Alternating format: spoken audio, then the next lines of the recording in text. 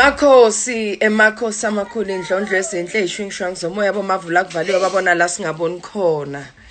Sikhulekile emakhosini bogogo nabomkhulu ngoba ngicabangile ukuthi today there has to be a way in which we actually engage in this conversation. We need to set a tone for this conversation because we're speaking about the psychology of Ubungoma. We're speaking about the psychological impacts of Ubungoma. We're speaking about how to get yourself ready towards your process of initiation. But we're also going to be speaking and understanding how does that connect to our higher self and how us and our ancestors are one. So I thought, let me open with this song because right now we are not wanting to only tap into our understanding and our intel, but we're wanting to tap into the understanding of our ancestors and spiritually actually journey with you in understanding who you truly are and why you are called at these times and how to get yourself ready, how to get yourself geared up. And of course, I'm going to be having a conversation with one incredible, phenomenal woman. Black women rock, black men rock, black identity rocks, guys. I'm going to be having a conversation with a clinical psychologist, Gogo Maseko, who is a psychologist and an initiated Sangoma. And that's what I like about this conversation because she understands both worlds. Because she has traveled on those two worlds and has found a way to match the two realities. So the conversation is about that. People are saying I'm glowing. It's the song, guys. It's like when I hear music, it brings the glow. And I think so we actually tuned in and having this conversation. I'm sitting in Abokoko's room, Amatwasa. I don't like the word twasa, I don't resonate with it. When I was in training, my Kobela never referred to me as a twasa.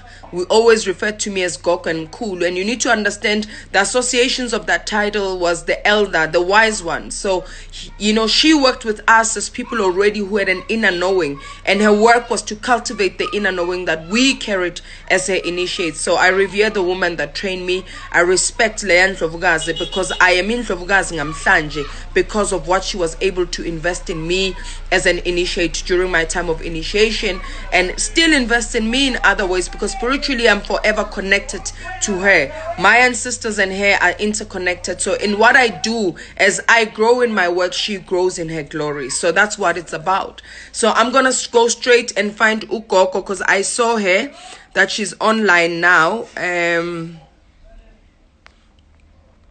Ukoko Vela.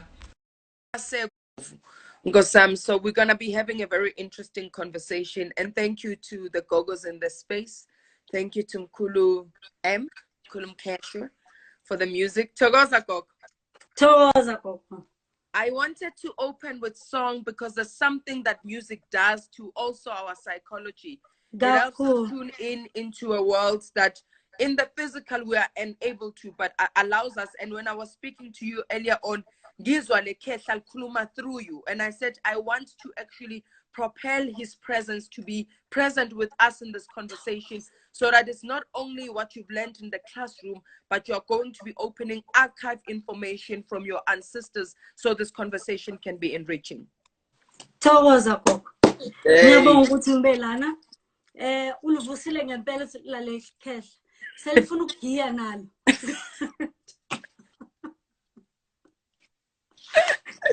I'm glad that because I want you and your entourage of ancestors, because I understand, Gucci, your people called you and chose you because they understood that in the work that you're doing, you're going to be giving us gems for us to truly embrace ourselves, because the whole concept of Ubungoma, it's actually understanding and embracing who we are and what we have come to be for this world, because we are many of us who are souls, but why did our souls choose to come at this time and possess in a body that takes a form of a black identity?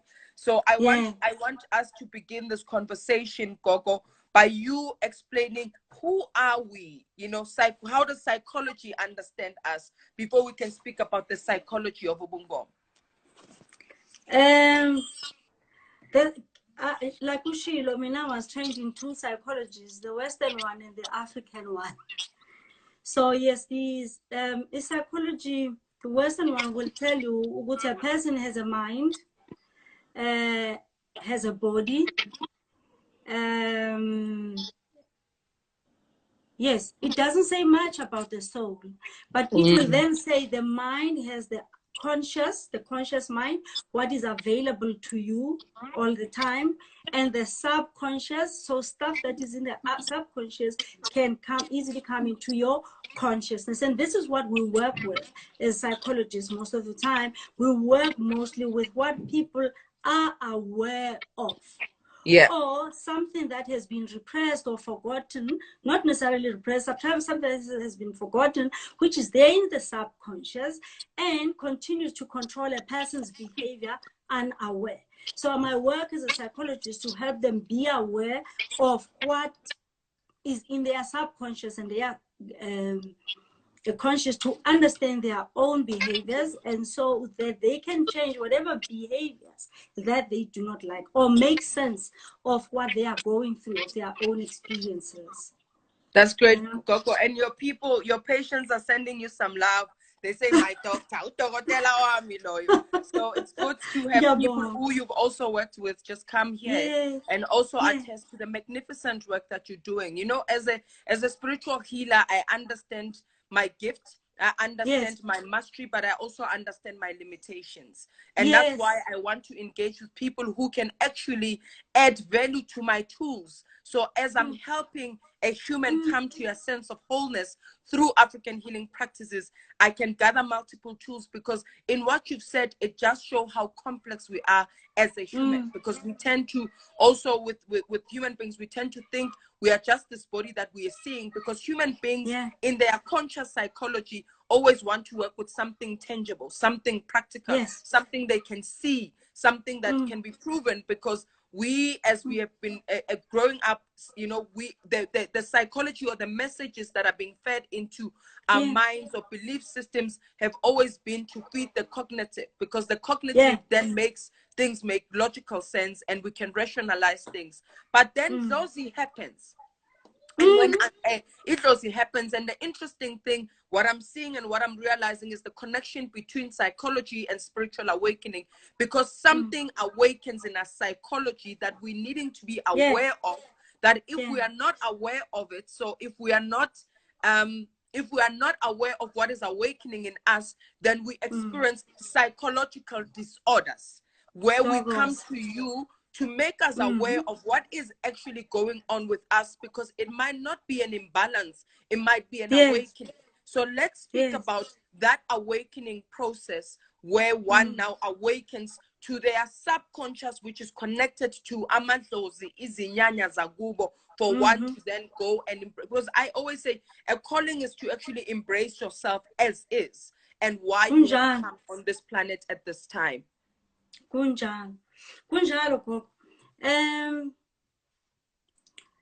The awakening, is this what you're asking me to talk about? Yes, Gogo. Yes. So before I can do that, I want to explain how Africans understand lento kuthiwa umuntu.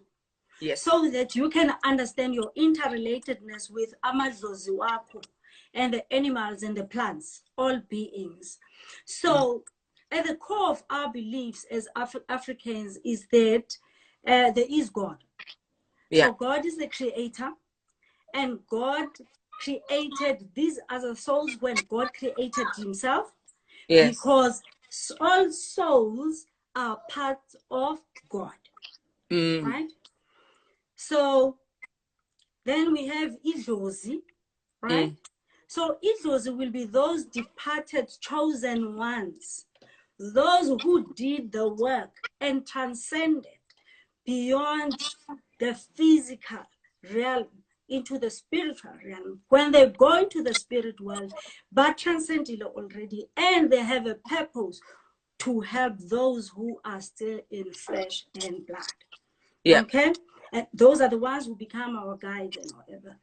And then another important belief in our spirituality, in our philosophy, is that there's an interconnection between all life forms, that is animals, plants, and everything. So which means the soul, before it what's the word? Ingena emzimbeni, right? This physical body, it has existed long before. Before izongena la. And when I die, that means my body will be separated from my mind, soul, and the self. Isithunzi sami. So the body will be separated from that. And this is the part as we continue. My body, mind, and the self. And this is what you will see. Makuthi umuntu ushone kodwa isithunzi sakhe siyabonakala. And uzothi wena ungakazi umbona ukhokho wakho and uphuphe ngaye, or umbone because you are clairvoyant. When you tell them, but I saw this person, he appeared to me, but lo muntu kwakukhokho, and then they show a picture. Yes, this is exactly. So this person visits you because ule sithunzi sakhe. And isithunzi it carry what? It carries the personality. A personality that was formed after the child was born. When you are born, you don't have isithunzi. You don't have the self, but the self will be created by your own experiences. Your life experiences will shape the self, and people around you will influence that self. Yeah. And the self, we are so conscious of this self. What we are not conscious of is the higher self. Great. Stuff that is in the unconscious. So makuvuka idlozi, ukamuka the real you, stuff that is buried in your unconscious. The all-knowing, that part of you that exists in a multi-dimensional realm, that part of you that exists in the past, present, and future. And therefore, this part of you knows what is going to happen to you tomorrow, or next week, or 10 years' time, because it exists there. But even though it is there, it is accessible to you, it is not readily accessible. Therefore, ukhuthwasa, when your spirit is awakening, so that part of you, iyavuka, iyaphakama, it comes to the conscious. Wow. And this is when kuba ne disturbance in the person's personality and the behavior and thoughts. So when that process of transitioning happens, because ukhuthwasa is a process of ukhuthwasa. It's because of the negative connotation that it has been assigned to. But ukhuthwasa is that person who is going through this process of ukhuthwasa. And yes, ugobela wakho was so right. You already possess this knowledge. It's already in you. So they have to be respected. They don't have to be abused. You know? You are young in this lifetime, your body and everything, but your soul is wisdom. Old. Yes. Gogo, you know what you're saying is so deeply powerful and profound, because for me, as I'm sitting here and listening, and as somebody who works with abogogo, initiates. So I say initiate, and you're right, because you are ukhuthwasa. I always say to people, ukhuthwasa doesn't begin when you have to go a petrol. Begins when you are still in your mother's womb, because that's when you are actually transitioning from being an embryo to being human, to being birth, to being an infant, to being a toddler. That's life, you transforming, because the only thing that happens is transformation. So many of us, but those of us who are then have to be connecting to souls that lived before us, even our own souls that have to come to a realization or an awakening on how, because being gifted, it means that it is not only of service to you, it's of service to those whom you are connected to, that are connected to others, because that's what it's about.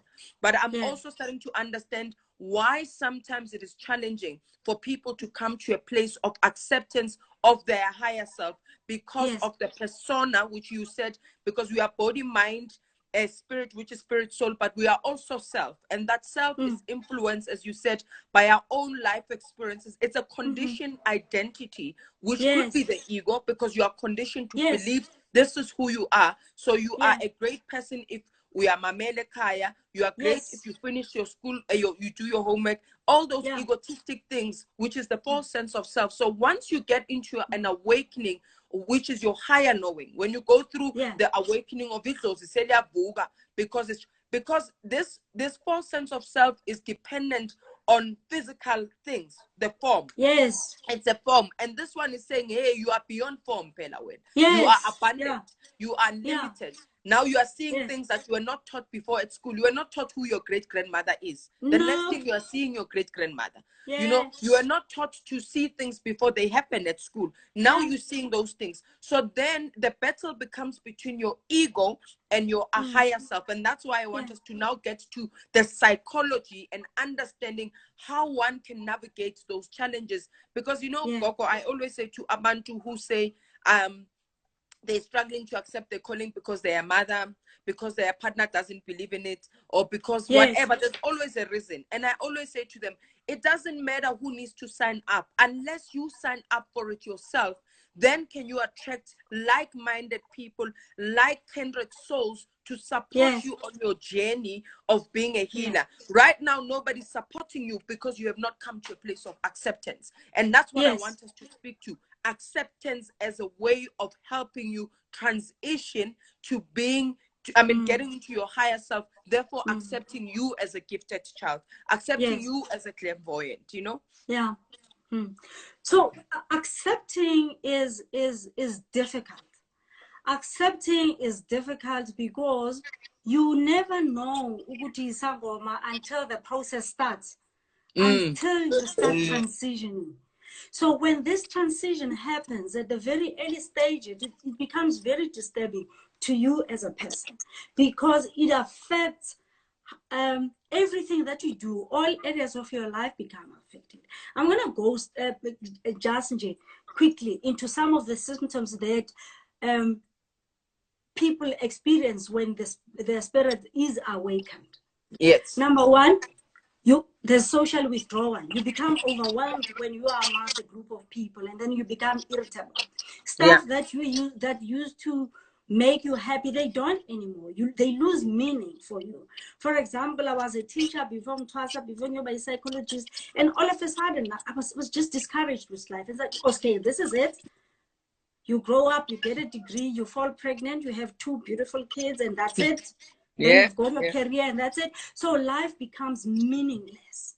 And you are haunted by this deep sadness and low mood. No matter what happens, there's always a longing to be something, to go somewhere you've never been. There's a longing, and you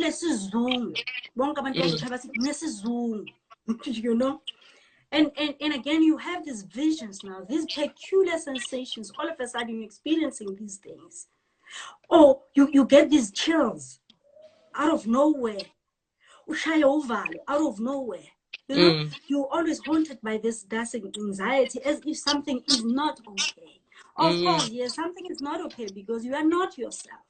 You know, and it also causes some cognitive disturbances. Right? So forgetfulness is one of the things that make a person come to see us. Either you as a sangoma or a psychologist or a medical doctor or even a GP. That forgetfulness and special disorientation. And you put things and you don't know where you put them, and then you discover it's as if you're hiding things from yourself. That's when you realize there's a part of me that does things that the other part of me is not aware of. You know, that also becomes very scary. And also the disturbances of your physical functions. One moment you can't walk. You have this temporary paralysis, or you can't lift your right arm. All of a sudden, you lose the function of your limbs. But these symptoms become so transient. Therefore, medically, there's nothing wrong with you because they happen and then they're gone. And maybe never to happen again. Yeah. So these are the things first that you will experience. Yeah. And the dreams and everything. And when all of these things happen to you, they become scary. You will see them as an illness, mental illness for that moment, for that matter. Often you think you're losing your mind because this is not normal, you think. Meanwhile, this is a normal way of being in the world. You should know who you are as a normal human being. You should be able to connect with other people. When you're physically present here, I need to be able to connect with you and have a conversation with you, when even if we've never met physically, because we meet spiritually. But when that starts happening, and then you think this is weird, I'm definitely psychotic. You know. That's so deep, because Gogo also, like, that's what I was saying, that because what you are describing now, it's common symptoms of one who has a calling, or one who's spiritually called. Because I actually say that all of us are called.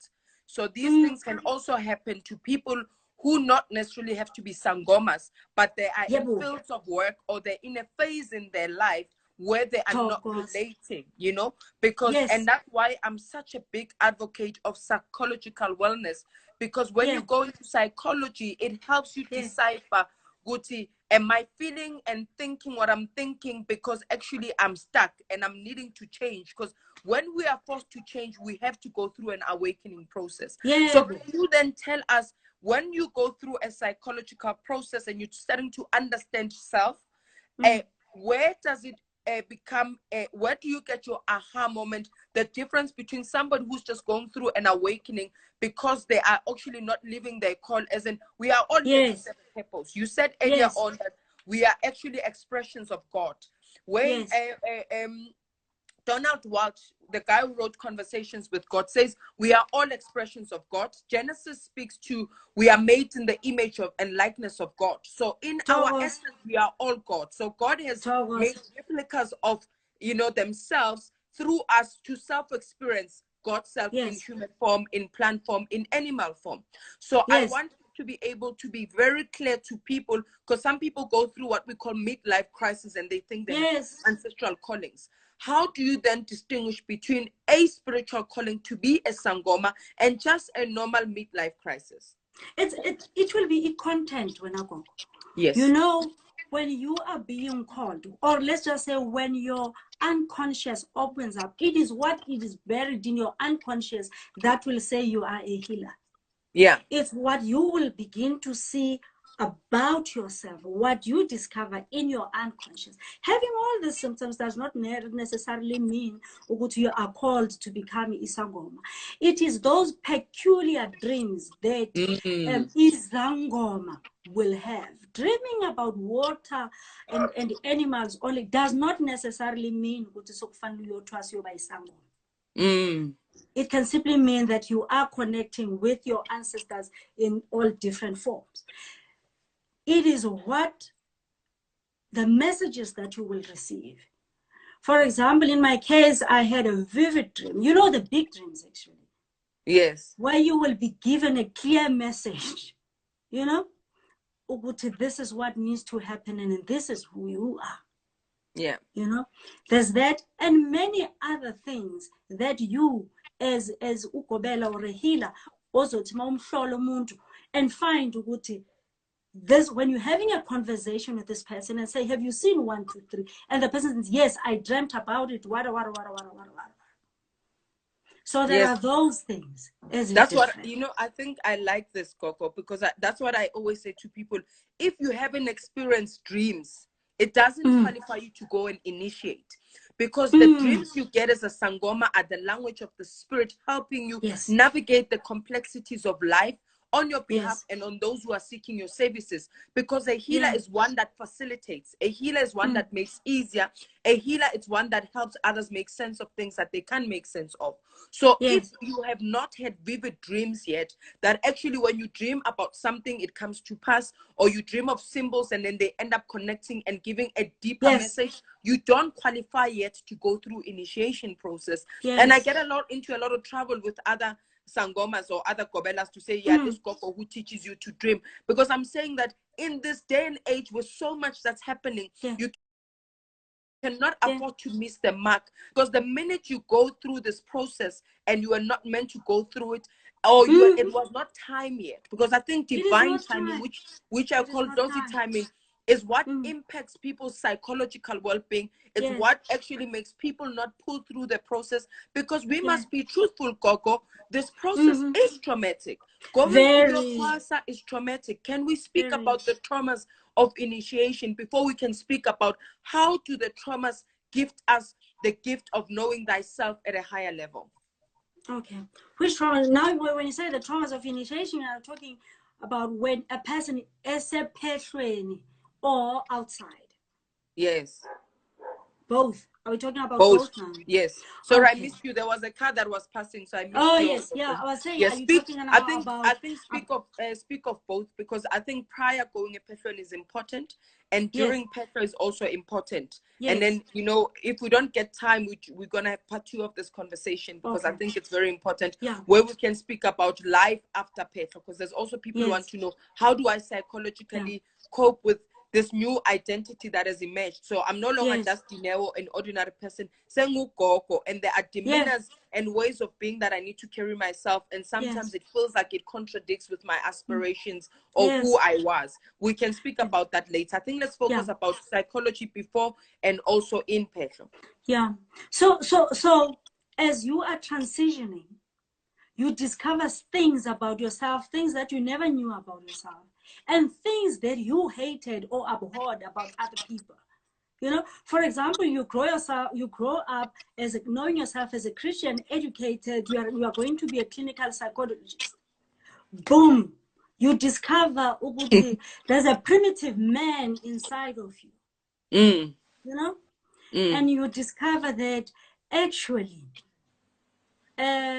being a psychologist or an accountant is not that important to you than being who you are. But also there's a problem, will I be accepted by people? Yes. There's a problem of responsibilities. Oh my goodness, I have the entire family depending on me. Because truly speaking, when you're going through this process, it becomes difficult to do your normal functions. You know, your daily things, it becomes difficult to do them. It becomes difficult to go to the boardroom. Sometimes it becomes difficult to think. And now you're expected to write a report, and you're sitting there, and all of a sudden, it's and you're like, what's going on? My English still disappears after 3 p.m. when I'm doing my facilitation work. I say it all the time. I'm like, after 3 p.m., those who know how to speak English cannot disappear. It disappears, Gogo. It disappears. And you're sitting there. During my internship, I would stand after seeing a patient, and I'm supposed to write few lines. But I've seen this patient and whatever, a note for the doctor. And I could not even spell yesterday. And you're thinking, how do I spell yesterday? So these are just extreme examples that I'm giving you. But it shows how disturbing this becomes on your entire psyche. Because the stuff that is coming out deep from your unconscious coming into your conscious, and it calls it disturbance of your whole functions. Ideally, a person who goes through this will be found secluded from the family, like they used to do it a long time ago, and be relieved of the normal social functions for a year or even 2. But we do not have that luxury. We don't have that luxury. That is why then the help of a psychologist, speaking to someone so that you can make sense of these things, and so that you can at least master how to straddle both worlds. Because this is our main source of pain in this lifetime. Yeah. We have to straddle this both worlds during and before you're in a patron. Even when you are a patron, you still have to go to work and come back. So, you know. Exactly. And you see, the thing is that, because remember, we are patron. I remember how I used to struggle. Because there's lack of sleep. That's a given when you go a patron. And there's early mornings that you have to wake up, and you just bath with cold water, and you have to do a physical activity as a ritual of awakening to ancestors. And especially for those who sit in boardrooms or have to do a lot of cognitive work, right? And then I would get into a meeting, and at the time I was an office manager. I needed to run an office, and I'd get into a meeting and would be sitting in the boardroom, and I could feel this intensity of sleep, to a point where one time I woke up holding an apple like this, just trying to keep myself awake. I would sleep at traffic lights and at my robot. Yes. And you're right, we don't have the luxury, because we also understand it requires money, because everything you buy, not even about paying your kobela, just the beads you need to get, the clothes you need to acquire, and the cloth. You know, there's costs in that go with this thing. So you need to be able to juggle those two worlds anyway. So you're right that you have to live in two realities, unlike before, where you would be secluded for a year or 2 years to go do the training that you're requiring to do. But now you have to be in the workspace and do the training. And now we work in spaces that don't understand who we are becoming, because now you are coming, you no longer with a suit and a tie. You have to come in and to cover your tumani on the hair. It's a lot of things. And it also works, not only your psyche is connected to a sense of self, who you are. So you start to question your worthiness. You start to question your value in the company. Your identity. Right? Who am I actually? When you're being stripped of this old identity that you have created for so long, from the moment you were born, you started creating this identity. All of a sudden, you are being stripped of it. So I used to sit and cry and weep and say, I don't know. Because you get to the point where you know nothing. You realize everything that I have known about life was false. I know nothing. You become empty, you know? So because the whole process now of being a patron, everything that you are taken through, even waking up about 3 a.m., go to a vusa idlos, wake your spirit up. You are being trained to transcend into your spirit self, and upume on your own command. You are being taught how to be in control of idlozi instead of idlozi controlling you. Because what people normally complain about, people who live with someone otwasayo, is that this person is changed, this person is difficult, you know? It is because a personality of this person inside you is different from this one that was shaped by society. Your true self is not submissive. Your true self is not submissive. It's not submissive, but you were groomed to become submissive. All of a sudden, because there's this part, you are in your true self, which was in your unconscious, is now in your conscious mind. You act as your true self. When people start to see this and they say you've changed, you're very difficult. You know? So the most everything that is done is also not easy. Yes. Because how you are taught there. And it made sense for me afterwards. Why Ukobela expected me to know things without telling me. Yes. It's because they understand ukuthi idlozi elukuwe knows. So you are expected to connect with idlozi lakho and talk to people and give them a message that comes from your higher self. You know? And that is why abanye ugobela uzothi anithole nihleli athi nisahleli bekufanele ngabe kubuka amadlozi before kungena. So which means you should have known that I'm on my way now. How come? They even say you must have eyes ngaphambili nangasemuva. I used to get that a lot, because by the time the gobela comes, you have to have evoked. But what it teaches me, because to connect to your higher self is about being present. Because when you say petroni, the reason you are also asked to detach from the outside world is because it's chaotic, right? It's chaotic in the outside world, because it's also full of false identities that you don't want to identify with here. Because you are retreating from the world to go deeply within, to connect to your higher self, which that identity is the one that is one with God. Because at your God identity, you are so tuned in, you sense, you see things before they even happen. Because how I knew Ugutu Kobela Megazofik, before she even would tell, by the time she comes because it teaches you how to dance in your divinity and your humanity as a human being.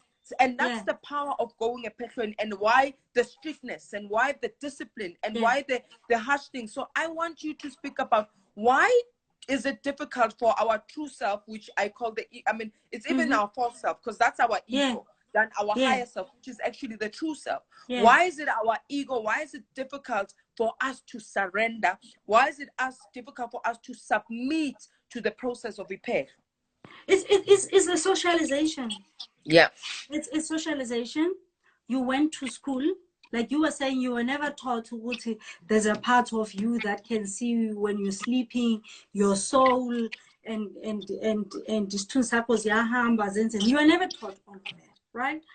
And maybe nasekhaya you were taught a person should not speak to you like this. If a person uses this words, the person is being rude. So you have your own expectations about the world. You have your own expectations about how people ought to treat you. You know? And what you bring into learning is education from the classroom. Where you raise your hand before you speak, and then, and then uzokhuluma after. I'm just using that as an example.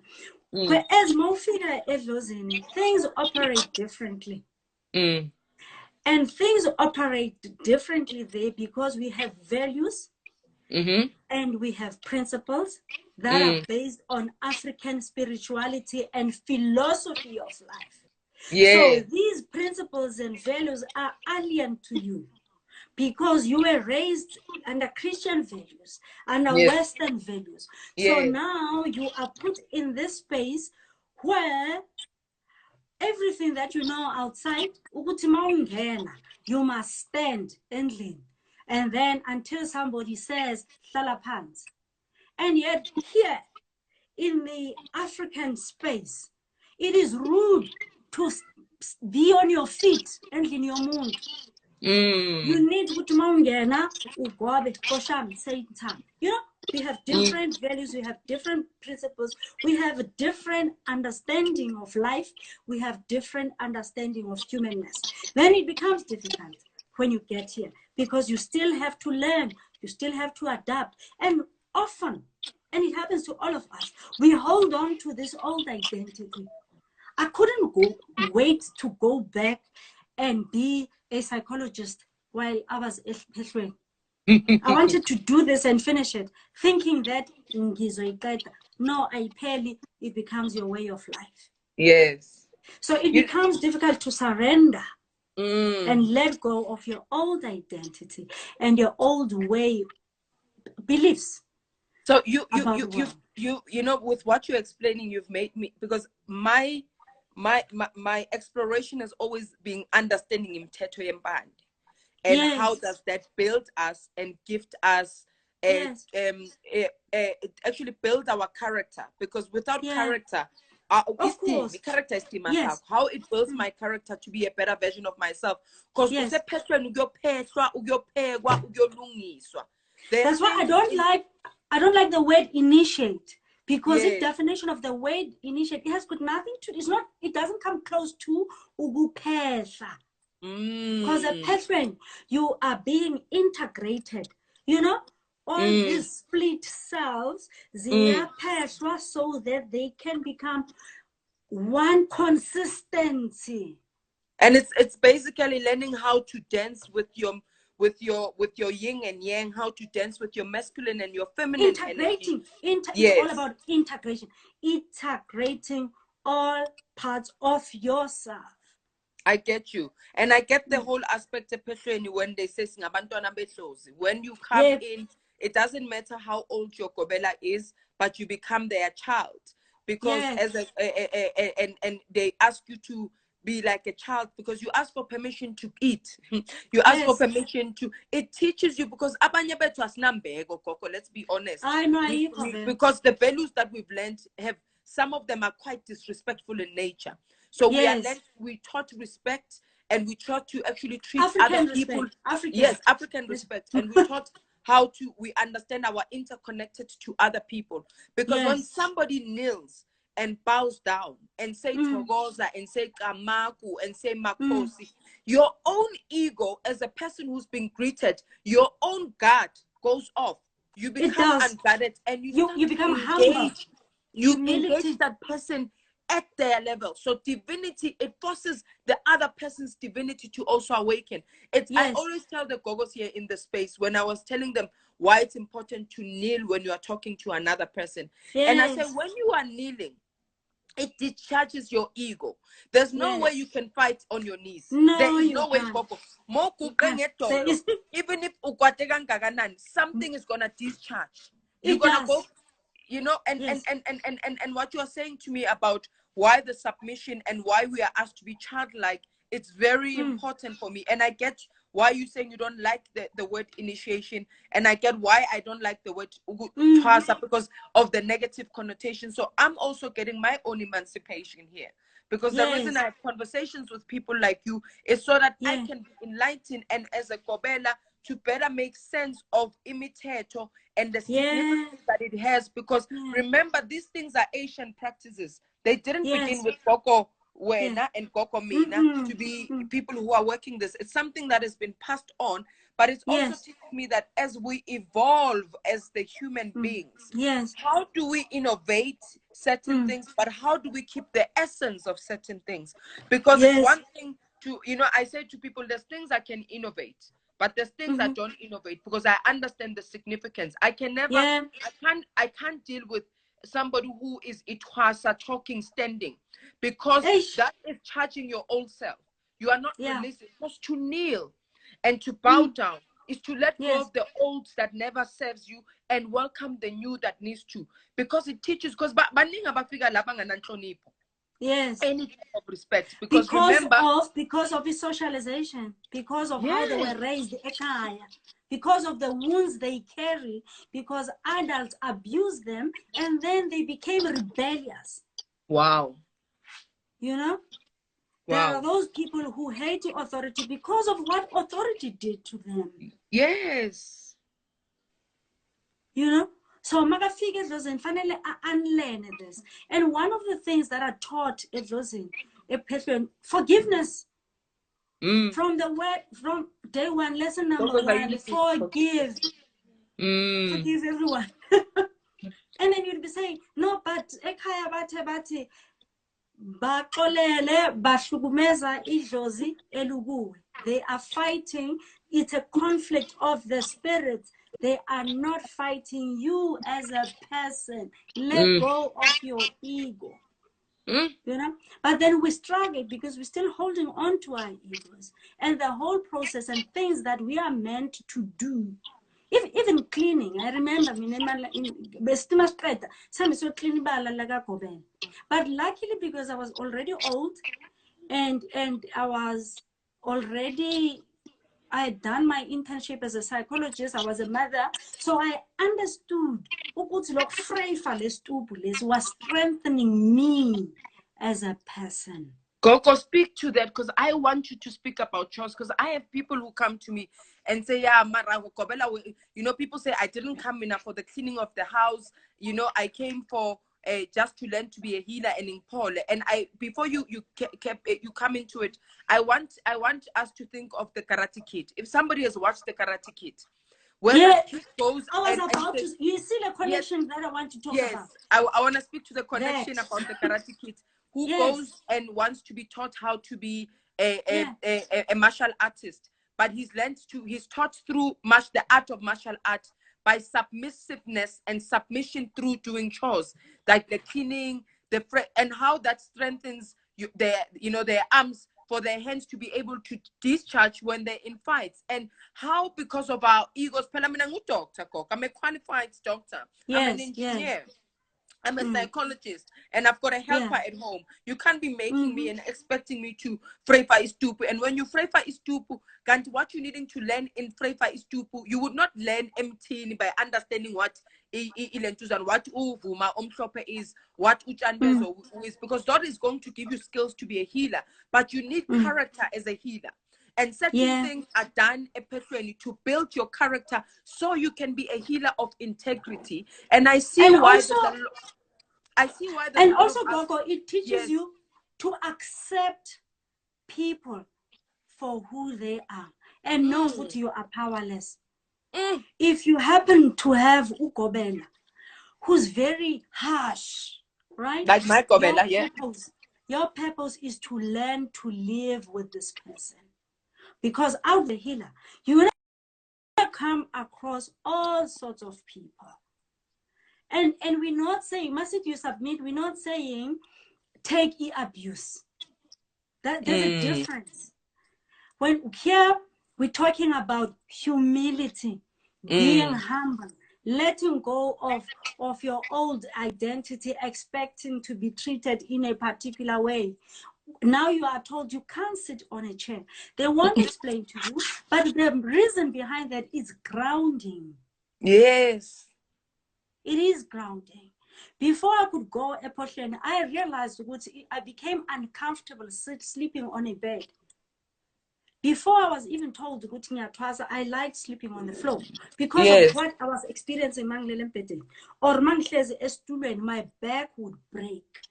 So some of the things that you are expected to do, it's physical activity that will help your body to process the energy. This energy needs to keep flowing, because if it doesn't flow, then my energy locks. Then you'll be my back, but you know. So hence the dance is important. And people will be complaining, but I 2 at sunset, now 3 a.m. Yes, you are learning to integrate yourself. So it's never about Ugobela. However, I don't want us to speak as if we are not aware of Abogabela who abuse people, who abuse this authority that they have. Yeah, and I think for me, then it speaks to us as healers, because it leads to the wounded healer. Because I spoke earlier on to say that when you have been a victim and you don't heal things that victimize you to get into your victory, what happens to you is when you are in a position of power, you become a perpetrator. Yes. Right? True. Because for me, healers are actually deeply wounded because we never knew how to dance between the worlds that other people didn't have as their realities. So it becomes a very painful process. And if healers don't heal themselves, because I always say, who heals you? The whole concept of a healer cannot heal themselves is because as the subject matter, you cannot be objective in issues that are related and connected to you, because you are emotionally involved. And that's why I'm doing the psychological sessions, because I want healers to understand which is important. I have all sorts of groups, and I think you'd probably be one of my psychologists. Ngifuna yonke into ezongilapha nami as I'm a healer, because I'm not immune to human struggles. I'm not immune to human challenges that can inflict trauma. That in a position of power as a Kobela right now, I can take my issues out. And this is the beauty that I see a relationship between psychology, as a practice, and the service that they can offer, including a psychiatry for that matter. There is a place, there is a room. I also saw a psychologist before I even went to do my master's. I was in therapy. And because I was depressed and anxious, and I thought it was stuff that was happening around me that was making me unhappy. And then I realized during my therapy, I discovered actually I've always wanted to be a psychologist. Then I went and did that. Then but throughout the process, I was still in therapy. So I would still go and speak to my psychologist, especially after I went and I saw my therapist, because you need a space where you can reflect, where someone else can help you see, your weaknesses, and so that you can deal with them. You need a space where you can cry, about what people did to you, without judgment. Because the person who try to forgive, so you need a space where someone can listen.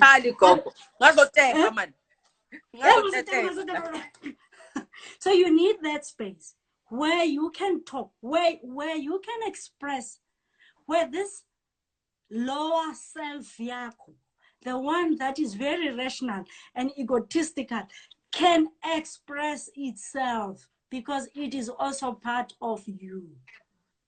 So that's so true, Coco. That's yes, very true. no, And we do. I say, Mina, what has become incremental at the institute where I Yes. train sangomas is that along the training they need some form of therapy work, and I make it highly recommendable, because that's what makes people be sane. Because especially your own past childhood wounds are going to be triggered, because when Ukobela shouts, it's the little girl in you would come and engage with the Kobela, because now you're remembering what your mother did, because in a place of authority it triggers a memory that you thought you have healed or you've dealt with. So it is very important. And I say to Abantwana Bam, Guti, even though I'm not a psychologist, but I'm a life coach and I've done other alternative therapies, I said, as your parent, I can't coach you. Because no, what if you have to speak about what I've done? Yeah, Baba, you know, when you said fuck you, and then I'm like, I'm gonna want to be defensive rather than hold space, because we go to see healers to hold space. So when you go to a therapist, a psychologist, or a life coach, they hold space in your reflection and they reflect back what is the lesson to be learned in that encounter. Because you don't go to a psychologist to remain a victim. It's to transition yourself from being a victim to being a victor. So people like that hold space for us. And it's to also say to Abba Kobela, who also a psychologist said, you can't cancel your own kids. You can give counsel, but you can't hold space for them at that level, because you are holding a different space. You can't be wearing 10 hats at the same time. Those hats enable you to recognize what is now requiring another intervention. Because I've seen people when they come here and I'm like, Coco, when I saw Funa something else outside the petrol, because your wounds are so deep, even though bui close, but you require something prepare. So that's where integrated support systems play a role in making sure that we do service the patients that we see in our spaces. And I think what we need to also be having a conversation is, how does clinical psychology also start to see its own limitations and say, Gogo, when you're gonna continue the session, but you need to you're begging those again, Leona. Jogos. Yeah, we need to get to that space. And it looks like we're getting there slowly, whereas more and more psychologists are